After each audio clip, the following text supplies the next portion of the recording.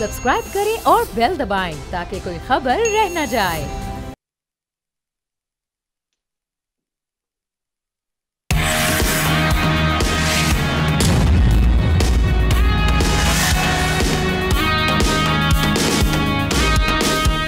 अस्सलाम वालेकुम नाजरीन, आप देख रहे हैं न्यूज़ पंच। मैं हूं आमना खटाना।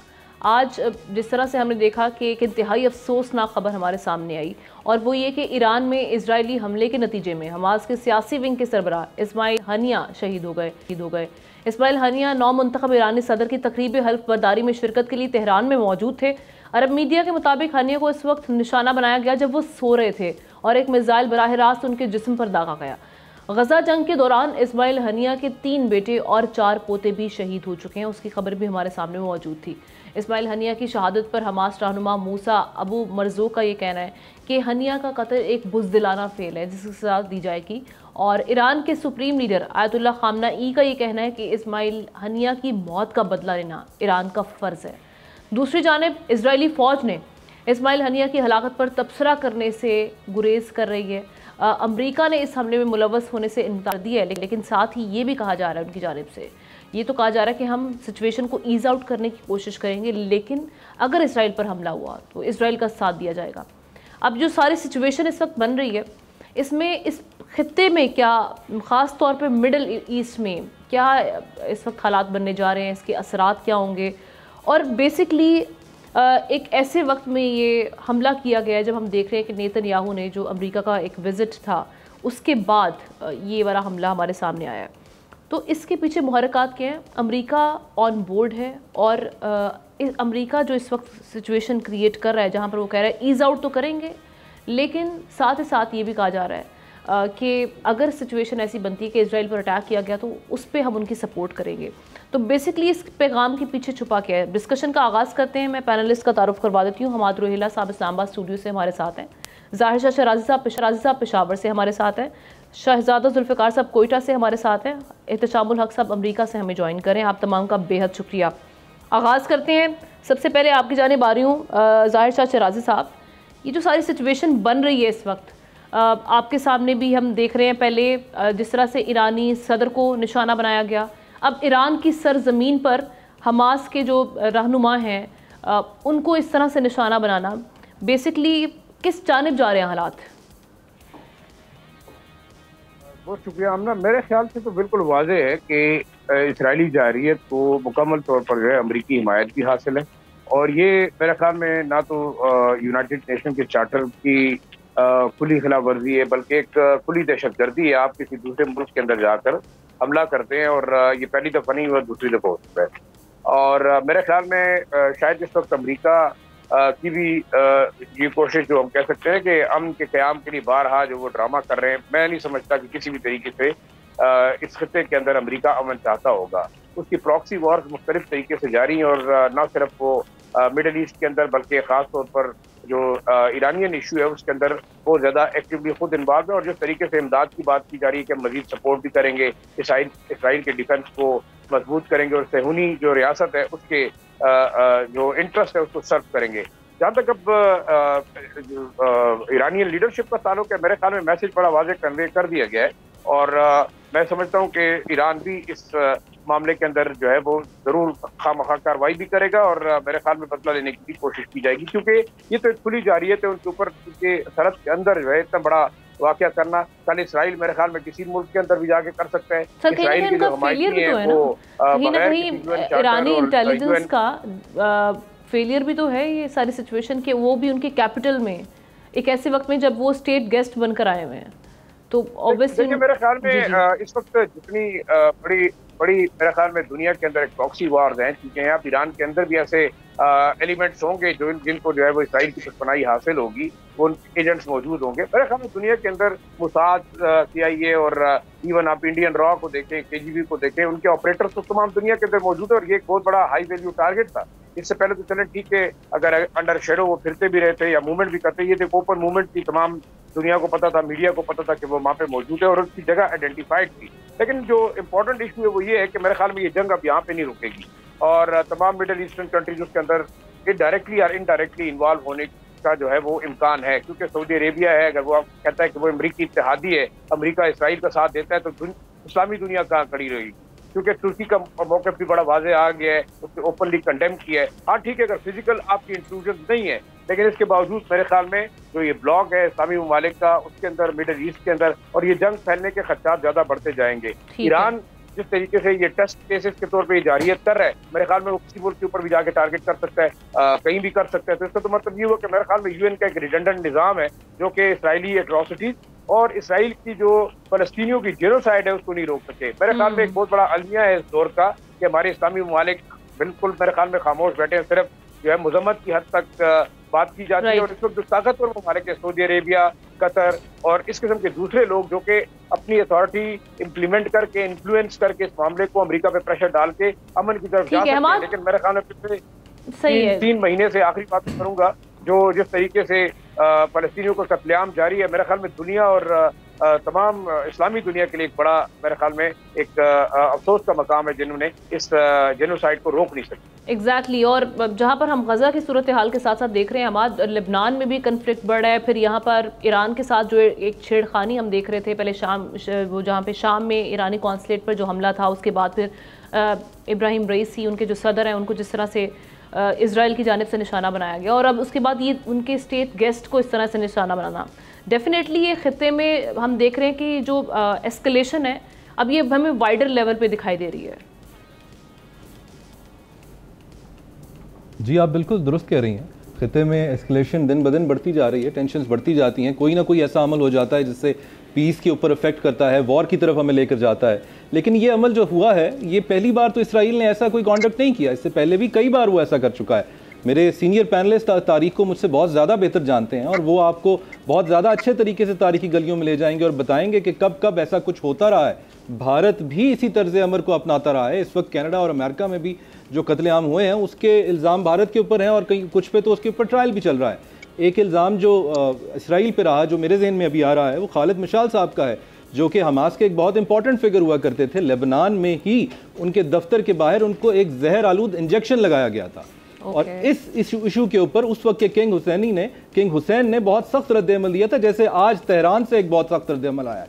लेकिन ना उस वक्त किसी सख्त रद्द-ए-अमल की शायद परवाह की गई, ना आज परवाह की जा रही है। और हम देख रहे हैं कि पिछले 1 साल से जो जंग यहाँ चल रही है, बच्चों को मारा जा रहा है, औरतों को, बुजुर्गों को, जवानों को मारा जा रहा है, वो हर तरीके से इंसानी हकूक़ की वायलेशन है, इंटरनेशनल लॉज की वायलेशन है, एक्स्ट्रा जुडिशल किलिंग्स हैं, एक्स्ट्रा टेरिटोरियल किलिंग्स हैं जो कि इसराइल किए जा रहा है। जहाँ तक हानिया साहब की शख्सियत का ताल्लुक है, तो वो उन लोगों में से हैं जिन्होंने इसराइल की बर्बरियत को फर्स्ट हैंड हमेशा से मुतासिर रहे हैं। उनको अपने वालिदैन के साथ उनके आबाई घर से निकाला गया, उनको मुल्क बदर किया गया, उनको कई बार जेल में डाला गया। पहले भी उनके ऊपर कातलाना हमला हो चुका है। 2017 से जब वो बने हैं प्रेसिडेंट पॉलिटिकल विंग के, उसके बाद से आप उनका रोल देखिए। ख़ासतौर पर इस ईद उल फितर पे जो आपने जैसा कि जिक्र किया, उन्होंने अपने 3 बेटों की शहादत देखी, साथ ही साथ अपने 4 पोतों का खून दिया।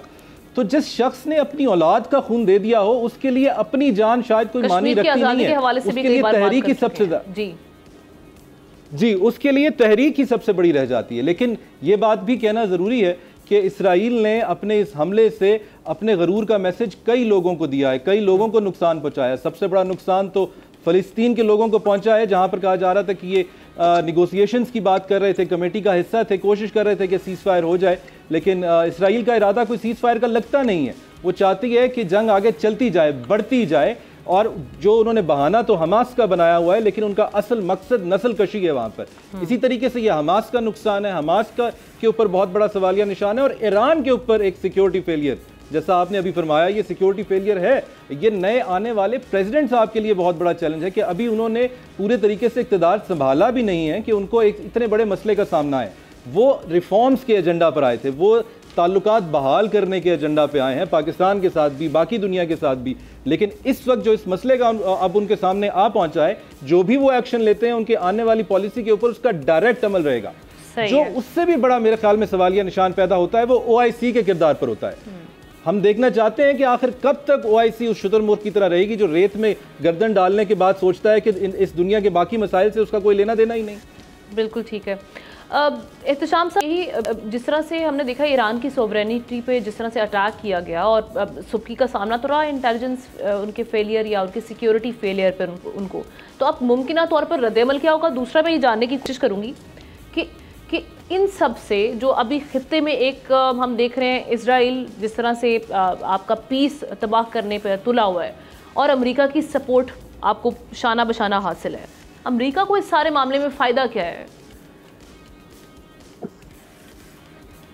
हमने देखें, सबसे अहम बात इस मामले में है कि फलस्तीनी टेरिटरी के जो सदर है महमूद अब्बास, उन्होंने भी इसकी भरपूर मजम्मत की है, जबकि वो उनका हमास का राइवल ग्रुप है। और ये 4 नवंबर के जो हमले किए गए थे हमास की तरफ से, 12 लोग कहा जाता है कि जो मुबैना तौर पर इजरायली मारे गए थे, उसको भी उन्होंने पसंद नहीं किया था। तो उनकी तरफ से भरपूर कंडमनेशन आना, राइवल ग्रुप की तरफ से भी, ये भी एक मैसेज है दुनिया के लिए और मिडिल ईस्ट के जो चर्चे धरते हैं कि भाई ये भी इस बात के खिलाफ है कि जिस तरह उनकी जांच की गई। ये चौथा हमला था जिसमें उनको कामयाबी हुई। हमने 2 दिन पहले आप देखें अपना नेतन्याहू साहब यहाँ से वाशिंगटन से होकर गए हैं और कांग्रेस से खिताब किया है, हम लोगों से उनकी मुलाकातें हुई। तो मुझे तो ज़ाती तौर पर लग रहा है कि ये अमेरिका की बाकायदा टेसिट सपोर्ट के साथ ही उन्होंने किया। दूसरी बात यह है कि अब जिस तरीके से मिडिल ईस्ट का नक्शा बदलने की कोशिश की जाती है, जिस तरह वाटर कॉन्फ्लिक्ट की बात आ रही है और जिस अंदाज से लग रहा है कि रीजनल कॉन्फ्लिक्ट बढ़ेगा और ना चाहते हुए भी वो ममालिक जिनमें सऊदी अरब, यूएई, इजिप्ट, जॉर्डन जो खामोश बैठे हैं किसी न किसी वजह से, उनको भी बीच में आना पड़ेगा। सवाल ये है कि इस मौके पे क्या किया जा सकता है। मुझे नहीं लगता जानदारी के साथ ईरान इस पोजीशन में है कि वो बदला सकता है। और ये आप बिल्कुल सही कह रही है कि इंटेलिजेंस फेलियर है, उनके पास लोग आए और बहुत सारे लोग अभी आप देखते हैं उनके सदर की जो तकरीबात है उनमें लोगों ने शिरकत कर ली है। हमारे प्राइम मिनिस्टर ने भी जाना था, पता नहीं शायद तबीयत नासाज है वो नहीं गए वहाँ पे। तो अब सवाल ये कि व्हाट नेक्स्ट। तो अमेरिका ने तो बड़ा मैसेज दे दिया, बजाय ना उन्होंने कंडेम किया है, सवाए इसके कि वो हम कोशिश करेंगे कि ये मसला जो है ना आगे ना फैले, इसको रोका जाए। वो जिस अंदाज से, जिस ब्लेटेंट अंदाज से अपने अहदाफ मुकर्रर करता है इजराइल, वो तो उसको पूरा कर रहा है। वो जो कहा जा रहा है कि next ruling state of the world America के बाद उन्होंने बनना है इजराइल ने, तो मेरा ख्याल है उसके ताने बाने तो बुनते चले जा रहे हैं और उसको रोकने वाला कोई नहीं है। उसकी माइट बहुत बड़ी है, अमेरिका की सपोर्ट तो है ही है। अमेरिका ने देखा जो पिछले दिनों सपोर्ट का ऐलान किया था कि नहीं करेंगे, उन्होंने $12 बिलियन की कैश पैसा भी दिया, बेताशा असला भी दिया, बाइडन के साथ मिलकर गए। उन्होंने कहा कि भरपूर आपको इक़्तिसादी, मिलिट्री और फाइनेंशियल सपोर्ट दी जाएगी। इस तरह बेस्ट है, वो उनके साथ खड़ा है, यूरोपियन यूनियन के साथ खड़ी है। सवाल ये है कि अब इसके बाद इसको रोका जा सकता है। देखिए हमना सवाल फिर वहीं आके रुक जाता है कि ये अपनी ताकत को आजमाए बगैर जिस अंदाज से लड़ाई की जा रही है, उधर से हिजबुल्लाह देख लें, लेबनान का बेड़ा गर्क हो गया वहाँ पे हिजबुल्लाह की वजह से। वो ना भी चाहते हुए आबादी उनकी बड़ी तादाद में मुसलमान भी है, ईसाई भी लोग हैं और उनकी इकॉनमी डूब गई है, हिजबुल्लाह वहाँ से ऑपरेट कर रहा है। अब तो मेरे ख्याल में बड़े लेवल पे रीथिंकिंग की जरूरत है कि भाई अगर आप मुकाबला नहीं कर सकते या आप समझते हैं कि अभी देखें पाकिस्तान में मामला शुरू हो गया, फ्राइडे के लिए कॉल दे दिया फजल रहमान साहब ने, पहले ही आप देख लें धरने हो रहे हैं, तो इस इशू के ऊपर और मामला खराब हो जाएगा। तो आने वाले वक्त में जो लगता है कि इजराइल को तो एक बड़ी भरपूर उन्होंने इजाज़त दे दी है कि आप अपनी मर्जी करें। और ये मुझे तो कोई शुक्र नहीं है, मुझे ज़ाती तौर पर ये फॉल्स फ्लैग ऑपरेशन था, हमास को यूज़ किया। हमास हमेशा से अल-फतह के खिलाफ रही है, वो जो रियासतवाद के खिलाफ उन्होंने खड़ा की थी, अपनी ताकत को जाने उन्होंने सब किया। तो आज ईरान सारे अपना इजराइल अपने सारे अहदाफ जो है ना वो न सिर्फ पूरा कर रहा है बल्कि वो टेरराइज कर रहा है जितनी उनके और मिडिल ईस्ट की स्टेट्स हैं। मिडिल ईस्ट की स्टेट कुछ नहीं कर सकते, लेकिन गलती जो पहले इनकी तरफ से हुई है, हमला इन्होंने किया है, नतीजा उनको अब वो रुकने का नाम नहीं ले रहे। इजराइल को तो खुली छुट्टी मिल गई है तो जो मर्जी करता चला जाए। लेकिन मेरा ख्याल है ये अब मामला खराब होगा, चाइनीज भी इसमें आएंगे, रशिया भी इसमें आएगा। बिल्कुल सही बात है, यही मैं जानना चाह रही हूं जुल्फ़िकार साहब से। सारे आमना दुनिया तब्दील हो रही है, लोग इकोनॉमिक कंडीशन को बेहतर कर रहे हैं, लड़ाई झगड़े से दूर जाना चाह रहे हैं। लेकिन अब इजराइल का ही मसला है, जिस तरीके से आप देख लें कि ये रियासत क्रिएट की गई थी बेलफोर डिक्लेरेशन के जरिए, आज वो सारी रियासतें 5 की 5 रियासतें कहा जा रहा है जो बड़ी हैं, जो आप यूनाइटेड नेशन की मेंबर है, वो पीछे खड़ी है। चाइना भी कहते हैं साथ ही है क्योंकि वो भी शामिल हो गए इनके साथ, रशिया भी है, फ्रांस भी है, जर्मनी भी, अमेरिका भी। चलिए सर, आपको पॉइंट आगे मैं चाहूंगी होने के बाद आप मुझे बताएं क्या कर सकते हैं, लेवल पे आप क्या करेंगे? क्या इस्लामी ममालिक ब्लॉक पर लड़ने की कोशिश करेंगे? मेरा ख्याल है जो गलती थी बहुत बड़ी, यासर अरफात ने जब 2 स्टेट्स नेशन का एक मामला तय किया गया था क्लिंटन के जमाने में, तो उसको अगर ले लेते तो मेरा ख्याल है बात बन जानी थी। अब मामला खैर कहाँ से कहाँ चला गया। अब तो सूरत हाल यह है कि 39,000 लोग जो है वो वहाँ पे मारे गए हैं, मजीद वहाँ पे तबाही। सर अगर आप सुन पा रहे हैं तो मैं जुल्फिकार साहब की जानिब जाऊंगी, उनसे उनका टेक लूंगी। जुल्फिकार साहब की जानिब आऊंगी मैं इंटरनेशनल लेवल पे। ठीक है जुल्फिकार साहब, आप ये कहिएगा, आई थिंक उनको मेरी आवाज़ पहुंच नहीं पा रही। जुल्फिकार साहब ये कहिएगा, ये जो चाइना और रशिया की बात भी अभी कर रहे थे एहतशामुल हक साहब, ये चाइना और रशिया क्लोजली इस मामले को देख तो रहा है, डी एस्केलेशन के लिए कोई किरदार निभा सकता है, और अगर निभा सकता है तो किस लेवल तक ये आपको चीज़ें दिखाई दे रही हैं कि इसको डी एस्केलेट कर सकते हैं वो? आमना, सबसे पहले तो मैं ये बात कर दूं कि जिस तरह ख्याल किया जा रहा है कि बड़ा जंग बढ़ जाएगी और हमारे जो अरब ममालिक हैं उसमें कूद पड़ेंगे, बहुत मुश्किल है। मुझे नहीं नज़र आता कि कुछ इस तरह से होगा, सिवाय कंडमनेशन के, सिवाय पुरजोर मजम्मत के। कतर ने बाकियों की अभी तक तो मैं देख रहा था कुछ आया भी नहीं, अभी तक तो सिर्फ कतर का आया है, और कतर क्योंकि ईरान के साथ काफ़ी करीबी उसके ताल्लुकात रहे और उसकी सज़ा भी उसको मिलते रही, अपने अरब ममालिक ने उनको दी। चाइना, जहाँ तक आपकी बात है, चाइना इतना कर सकता है जैसे तमाम फ़लस्तीनी ग्रुप्स को इकट्ठा किया, उनके आपस के जो रंजिशें हैं उनको ख़त्म करने की कोशिश की, ख़ासकर हमास और अल-फतह इनकी जो है उन्होंने, जिसमें बहुत खूनरेज़ झड़पें भी हुई थी, तो उनको आपस में इकट्ठा करके शीर व शकर कर दिया कि ये ना करें। चाइना ये रोल प्ले कर सकता है कि सऊदी अरब को और ईरान को उन्होंने इकट्ठा कर दिया, एक बेस पे ले आए, जिससे आपके वेस्टर्न ममालिक में या लॉबी में एक बहुत ज़्यादा एक परेशानी हुई कि ये क्या हो गया, तो ये वो कर सकता है। लेकिन अब बात जहाँ तक है, ईरान रिटेलिएट कर सकता है नहीं कर सकता, वो डिपेंड करता है, वो भी अपने हालात और अपने वक्त को देखता है, इसलिए क्योंकि ज़मीन पे भी उन्होंने अटैक किया, उनके सफारत खाने भी अटैक किया शाम में, उस बाद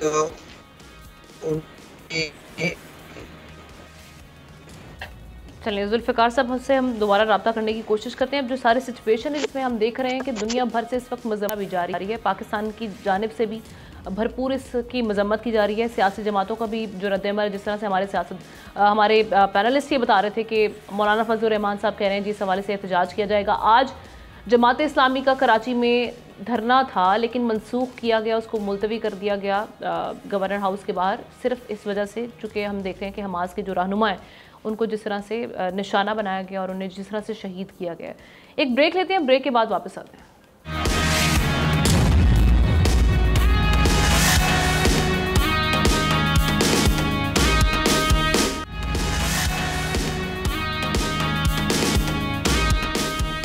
वेलकम बैक। हमने जिस तरह से देखा कि गुज़श्ता रोज़ नेशनल असम्बली में इलेक्शन एक्ट 2017 तरमीमी बिल पेश किया गया था, जिसे स्पीकर ने मुतालिका कमेटी को भिजवा दिया था। अब आज नेशनल असम्बली की कायमा कमेटी ने इलेक्शन एक्ट तरमीमी बिल को मंजूर कर लिया। ये कहा जा रहा है कि इस बिल की जो सपोर्ट में हमने 8 और मुखालिफत में 4 वोट बताया जा रहा है कि ये आए हैं, जबकि JUI-FA की शाहिदा अख्तर ने इस वोटिंग में हिस्सा नहीं लिया। बिल में कहा गया है कि किसी सियासी जमात से वाबस्तगी का इकरारनामा तब्दील नहीं किया जा सकता, और वज़ीर कानून आज़म रज़ीक़ तारड़ ये कह रहे हैं कि आज़ाद अरकान की किसी भी सियासी जमात में शमूलियत और मखसूस नशिस्तों का मामला वाज़ेह हो चुका है। इस पर PTI का जो रिएक्शन है वो ये कह रहे हैं जनाब कि अब हम इसको अदालत में लेकर जाएंगे, चैलेंज किया जाएगा, और ये तौहीन अदालत है। लतीफ़ खोसा साहब ये कह रहे थे, साथ ही साथ अली मोहम्मद ख़ान साहब ये कह रहे हैं कि ये वकालत ना करें वज़ीर कानून साहब इस हवाले से, ये मामला है, ये निजी बिल का मामला है। तो जनाब इस पर डिस्कशन का आगाज़ करते हैं। जुल्फ़िकार साहब, सबसे पहले आपकी जानिब आ रही हूँ। एक तो बेसिकली ये एंटिसिपेशन थी पहले से कि जब ये वर्डिक्ट आएगा मखसूस नशिस्तों का, जिस तरह से वर्डिक्ट आया PTI के फेवर में, तो अब कुछ ना कुछ हुकूमत जो है, एक तो रिव्यू अपील में जाने का तो वो फैसला हुआ, लेकिन साथ ही साथ पार्लियामेंट में भी कोई कानून साजी होगी इससे मुतालिक, तो वही हुआ। फिर PTI सही कह रही होती है इस मामले में कि जनाब आप लड़ाई, हमें मुज़ाकरात की बात कहते हैं कि जी मुज़ाकरात की टेबल पर आप नहीं आ रहे, लड़ाई तो आप भी ख़त्म नहीं करना चाह रहे, एक्सेप्ट कर लेते या रिव्यू अपील में चले जाते, पार्लियामेंट को आप अपने मफाद के लिए क्यों इस्तेमाल कर रहे हैं? आमना, एक आसाबी जंग जो है वो शुरू थी और वो जारी है अभी तक। हमने कल भी डिस्कस किया कि बानी PTI ने कहा भी कि अपना नुमाइंदा मुकर्रर कर दे पाकिस्तान फ़ौज और हम उनसे मुज़ाकरात करेंगे, फिर साथ में कहा कि मैंने तनकीद किया और बस वो शरारती बच्चा और ये वो। तो ये असाबी जंग जो है बहुत पहले से जारी है। इसका नतीजा क्या निकलेगा, बहुत से लोग समझते हैं कि इसका नतीजा बहुत ख़तरनाक होगा, बहुत सी चीज़ें चाहती हैं। अब दोनों तरफ से बात ये होती है कि जो जब से एक डिसीजन आया उससे पहले तक पोजीशन पीटीआई की कुछ और थी, नरम और उसका, लेकिन उसके बाद फिर आया वो बहुत ज़्यादा एक पुरइत्तेमाद हो गए। उन्होंने कहा कि हम इनको ऐसे करेंगे वैसे करेंगे। अब वो गवर्नमेंट की तरफ से सीट उनको देना चाहते हैं, वो नए नए कोई ना कोई रास्ता निकाला। मुझे इधर याद आ रहा है आपके जो पीरजादा साहब हुआ करते थे, जिनको लोग कहते थे कि वो जो है वो किसी भी मसले का हल वो निकालते हैं और तमाम उन गवर्नमेंट के साथ जो है वो रहते थे। नहीं जी, हफीज पीरजादा नहीं, दूसरे पीरजादा साहब थे। और हफीज पीरजादा तो कह रहा हूं, शरीफुद्दीन पीरजादा। यस, एग्जैक्टली जी, शरीफुद्दीन पीरजादे को कह देते कि ये मामला है, ये इसको इस तरह करना है। वो कहता है भी कानून के मुताबिक करके जो भी उसकी इंटरप्रिटेशन ये है और उसको इस तरह निकालते हैं और वो सारा कर देंगे। तो अब उनको किसी ने मशवरा दिया कि इनको सीट चली जाएगी तो प्रपोर्शन थोड़ा सा आउट हो जाएगा। तो मेरे ख्याल में पूरी कोशिश कर लें कि इनको सीटें ना जाने पाए, क्योंकि अगेन वो समझते हैं और बहुत से लोग समझते हैं जो गवर्नमेंट की हिमायत भी नहीं करते हैं, वो समझते हैं कि फैसला गलत आया है। ये सियासी फैसला था, ये कानूनी फैसला नहीं था कि जिन्होंने सीट नहीं, जिन्होंने मांगी कुछ नहीं, उनको दे दिया गया और जो गए अपील में और सारा कुछ, और जिनका शेयर नहीं बंधा था उनमें जब तकसीम होगी तो वो ठीक था। नहीं देखिए, मैं पहले बात है वो तो बात की बात है ना, वो तो बहुत से लोगों के ख्वाहिशात होंगी कि यार ये क्या इन्होंने कर दिया, लेकिन पहले कानून के मुताबिक क्या है वो तो दे दी थी ना। देखिए ना, वो तो दे दी थी ना, उसको तो किसी ने गलत नहीं कहा। फिर नहीं देखिए वो सीटें तो उनको बांट दी गई थी प्रोपोर्शन के हिसाब से, ना कुछ ना हारा। आमना देखे ना, आमना कह रही है ना, आमना गलत है। अब तो आमना से तो हम आर्गूमेंट कुछ नहीं कर सकते ना, हम तो वैसे कह रहे हैं हम उन लोगों का। जी जी नहीं, आपसे कतई नहीं कुछ कह भी हम नहीं सकते आपके सामने, लेकिन वैसे हम कहते हैं कि वो पहले उसकी वो थी। अच्छा, अब इन्होंने आते उस बात पर कि उन्होंने करना यही था कि रास्ता ये निकाला कि आओ एक बिल आप मंजूर कर ले, क्योंकि खुद जो कुछ उन्होंने किया कि पहले जो इकरारनामा दिया कि हम सुन्नी तहरीक के उसमें फिर जाकर वो करें। अब कोर्ट फिर दोबारा क्या कर दी, फिर कोर्ट में ये होगा कि क्या कंपोजिशन होगी उस बेंच की, क्या वो लोग करेंगे। फिर इसके बाद कोई फैसला आ जाता है तब भी लड़ाई। और फैसला अगर उस बेंच ने यही दे दिया कि ये जो कानून है लेजिस्लेशन हो गई और बिल्कुल ये ठीक है, वो खुद फंस गए पीटीआई वाले, तब भी लड़ाई। ऐसा मुझे लगता है कि ये मामला कोई ठंडा होते हुए दिखाई मुझे नहीं देता। दिन ब दिन दोबारा पॉलिटिकल टेम्परेचर बढ़ेगा और एक रेंगलिंग इनकी आपस में जारी है।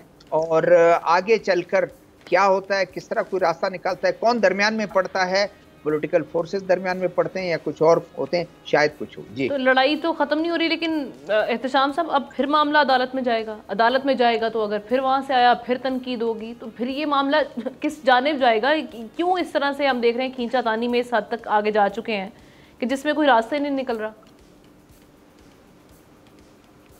हमने आपको याद है कि मैंने आपको चंद दिन पहले एक बात कही थी कि ये सीटें मिलने के बावजूद भी एग्जैक्टली इसी बारे में फैसला है, इनको सीटें नहीं दी जाएंगी। जी ठीक है ना। अभी देखें कि सीटें देने का फैसला एज वी स्पीक को यही है कि जी इनको नहीं देना, और ये प्रेशर बढ़ाना है सुप्रीम कोर्ट पे इस अंदाज में कि जी आपने सियासी फैसला किया था, आईनी और कानूनी फैसला नहीं किया।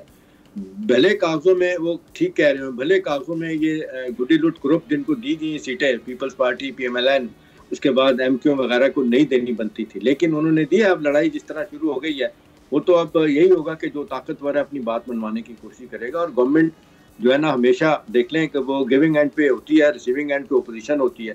अब सारी सूरत हाल में हुकूमत की पोजीशन तो ख़राब होती है बाजार के लिए। क्या हो रहा है, सीटें उन्होंने जीती 9 फरवरी के 8 फरवरी के इलेक्शन के बाद, उनको अब भी लोग कह रहे हैं कि जी इक़्तिदार उनको दे देना चाहिए। सिर्फ तरीकाकार बदलने की कोशिश की जा रही है ना, जहाँ तरीकाकार बदलने की कोशिश की जा रही है, आमना वहीं इनको एडवाइस की जा रही है कि आप ये लड़ाई कानूनी आईनी तरीके से तो लड़ते रहेंगे, लेकिन हुकूमत के पास बहुत सारे ऑप्शंस होते हैं। वो जो और नए ऑर्डिनेंस लेके आएगी, पार्लियामेंट से कुछ मनवा। आपने नहीं देखा पीटीआई के जब ये 18 महीने की हुकूमत थी तो ये अबूरी हुकूमत ने कितने खौफनाक बिल पास किए थे पीटीआई के खिलाफ भी, नैब वाले लाए, उसके बाद पॉलिटिकल पार्टीज एक्ट तब्दील हुआ, इलेक्शन लॉ तब्दील किए गए, तो वो वन साइडेड चीजें होती चली जाएंगी। सर उसके बाद जो 16 महीने में पीडीएम के टाइम पे जो हमने तेजी से बिल पास होते हुए देखे, उसकी बात नहीं कोई कर रहा कि वो जो उस सारी सिचुएशन में वो सारा सिनेरियो बना था जो हमने देखा कानून साजी की गई, वो भी तो अपने मफाद को देखते हुए की गई ना उस वक्त कानून साजी। अभी भी वही सारी सिचुएशन बन रही है। हम ना आप 101% आप सही कह रही हैं। गवर्नमेंट ऑफ द डे ये सब कुछ करती है, वो ये समझते हैं कि they can get carried away with it ना, तो वो अब ठीक है कर रहे हैं, उनको अब ये करना ही है। अब जाहिर सी बात है, अब सियासी लड़ाई जहाँ पहुंच गई है तो वो तो इस तरह आसानी के साथ इनको पार्लियामेंट में एक बड़ी ताकत के तौर पे नहीं देखने देंगे कि जो भी कुछ हो जाए। मामला अदालत में चला जाएगा, अदालत में फिर अब देख लें आजकल छुट्टियां हैं, फिर दोबारा शुरू होंगी, फिर नया झगड़ा शुरू हो रहा है कि नया अपना चीफ जस्टिस आएंगे मंसूर अली शाह, वो किसी और अंदाज से सोच रहे होंगे। पहले कहा जा रहा था कि 2/3 इनके पास रहेंगी तो दोनों चीफ्स की एक्सटेंशन भी हो सकती है, वो नहीं हो रही। अब कितना इस हवाले से चीफ जस्टिस साहब वो अपने आप को सेट कर सकते हैं, और नए मंसूर अली शाह जो आ रहे हैं उनके बारे में कहा जा रहा है वो डिफरेंट आदमी है। तो ये लड़ाई एक तरफ तो लड़ी जाएगी सुप्रीम कोर्ट में, पार्लियामेंट में, एक आप देख लें लोग सड़कों पे भी हैं, और सबसे अहम बात है लड़ाई इस वक्त जो पीटीआई की एस्टैब्लिशमेंट की है, जहाँ पे असल फैसला होना है।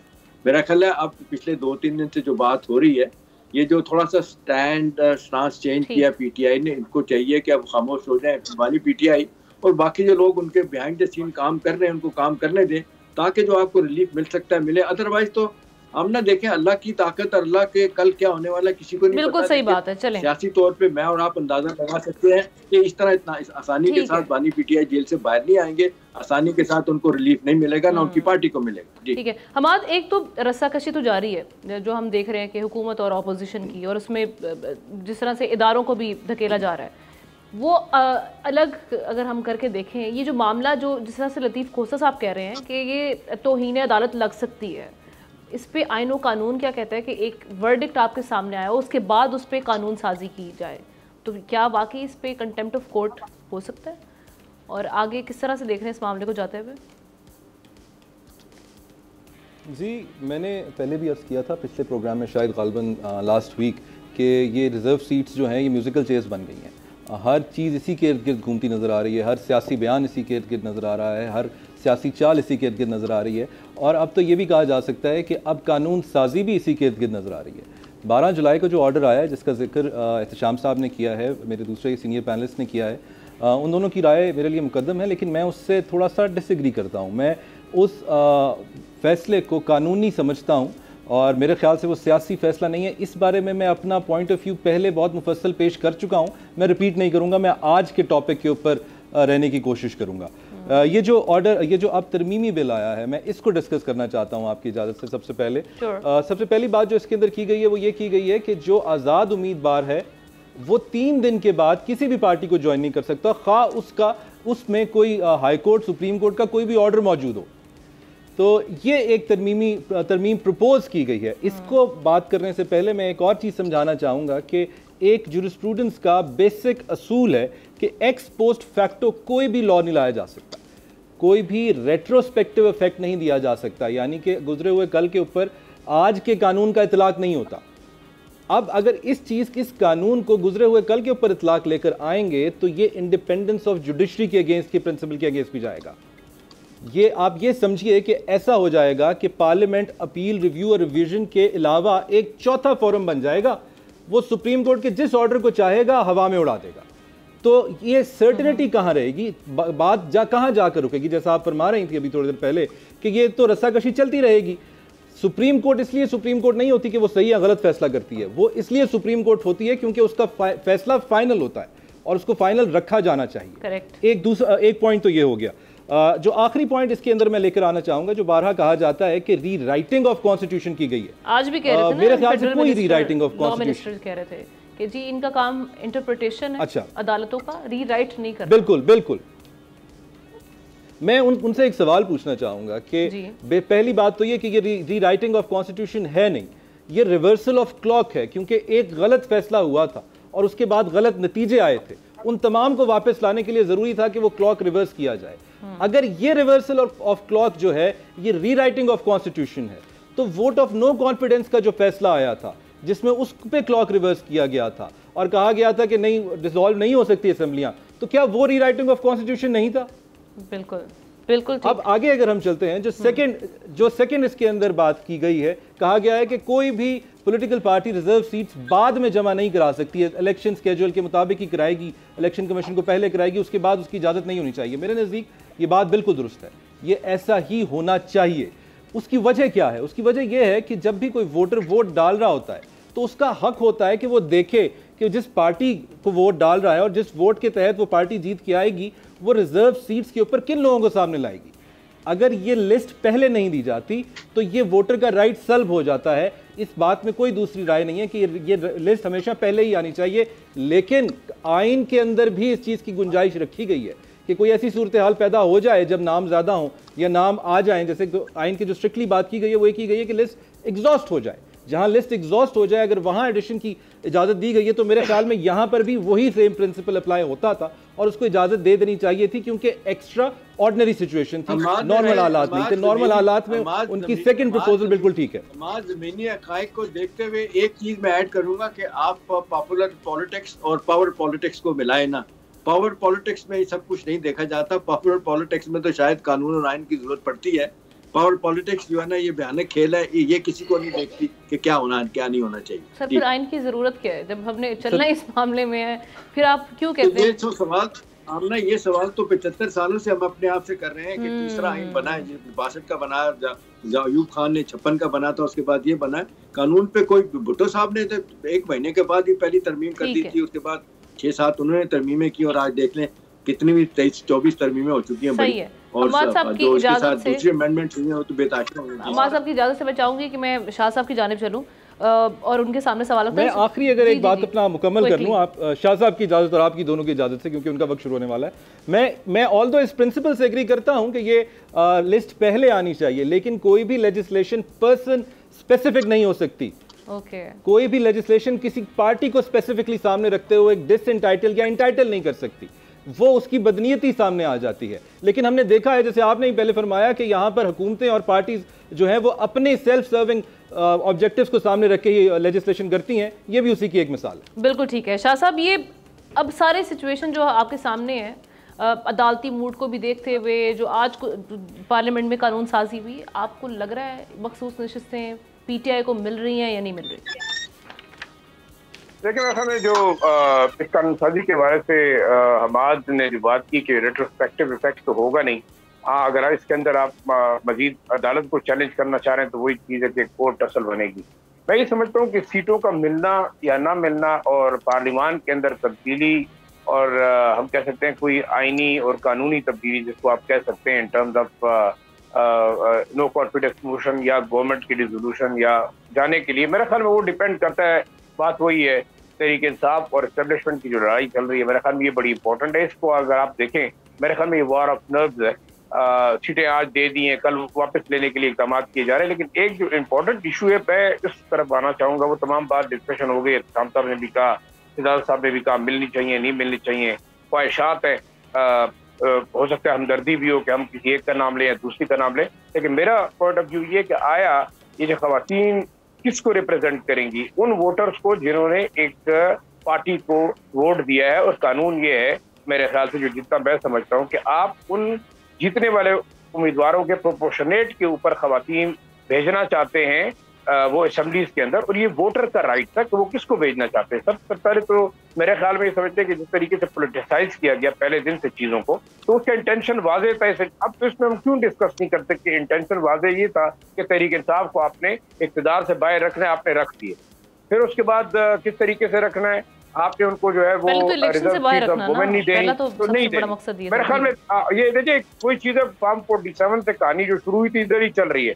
फिर अगर अदालत एक चीज़ को रेक्टिफाई करती है, कूल डाउन करती है और दो फरीकों के दरमियान झगड़ा खत्म होने पे आता है, तो इशू है क्या? मैं ये समझता हूँ इशू सबसे बड़ा ये है कि PMLN, जैसे कि अब खुद कह रही है कि हमने गलती की हुकूमत लेके, हमने बहुत अपनी पार्टी की साख को खराब किया, हालात की वजह से चाहे हमारा हक नहीं भी बनता था। सर जो पतन की रिपोर्ट आई है उससे जो साख खराब हुई है, अभी मियां साहब की जो सीट के हवाले से अभी एक नया शोशा हमारे सामने आ चुका है। सीट के हवाले से अपनी जगह पे, लेकिन ओवरऑल मेरे ख्याल में ये सुसाइडल डिसीजन था कि PMLN मरकज में हुकूमत ले चुकी है। अब आपने एक डिसीजन कर लिया है, पार्टी को नुकसान हो गया, अब आप उसको दोबारा मेरे ख्याल में इतनी जल्दी रिवर्स करने की पोजीशन में नहीं है। और अब आपने फाइट करना चाहे जायज है या नाजायज है, गलत है या ठीक है, जिसके लिए आप पार्लियामान के अंदर भी कानून साजी भी करेंगे, चाहे वो कानूनी हो या थ्रू ऑर्डिनेंस हो, गलत हो या ठीक हो, आपने करनी है। दूसरा देखिए, जब तक इनको भी इशारा नहीं मिलता ये रेजिस्टेंस करते रहेंगे। जब आपको अदालत ने कहा था कि अगर आपको किसी भी किस्म की कानूनी मदद की जरूरत हो, इलेक्शन कमीशन को भी डायरेक्टिव दी थी, इनको भी कहा था कि आप हमारे पास आ सकते हैं, तब उनके पास जाने की बजाय अगर ये अदालत को कॉन्टेस्ट करने की कोशिश करें तो मेरा ख्याल कंटेम्प्ट ऑफ कोर्ट वो अदालतों का अपना डिसीजन है। लेकिन मैं ये नहीं समझता कि हुकूमत या जो हालात है वो किसी भी तरीके से पीटीआई को ये प्रोपोर्शनेट सीटें देने के मूड में भी नहीं है और वो देना भी नहीं चाहती, क्योंकि ये सीटें अगर होंगी तो आगे सेनेट इलेक्शन आ रहा है, जो जहां नहीं हुआ मेरे ख्याल में केपी के अंदर आपका इन अदर वर्ड्स कि फिर मुज़ाकरात भी हम देखेंगे कि फिर नहीं होंगे। मुज़ाकरात, एक चीज मैं आपको आखिरी बात करना चाहूंगा, वो ये है कि मुज़ाकरात तब होंगे जब अंपायर उंगली उठाएगा। वो अंपायर वाली बात ही मैं कर रहा हूँ, कमाल अंपायर के अंदर है, दोनों जमातों के अंदर नहीं है। ये एक कहावत में बता देता हूँ, प्रोग्राम करने शुरू करने खत्म करने से पहले हमने अपना शाह साहब ये कहते हैं कि सियासी लड़ाइयाँ जो है ना वो हक व बातिल की बुनियाद पे तय नहीं होती, ये बात तलवार से होती है या मुज़ाकरात से होती है। इनको बेहतर है कि मुज़ाकरात पे बैठते हैं तो मसले को हल करें। तमाम अपने पैनलिस्ट का शुक्रिया अदा करूंगी। प्रोग्राम का वक्त खत्म, मुलाकात होगी कल। अल्लाह हाफ़िज़।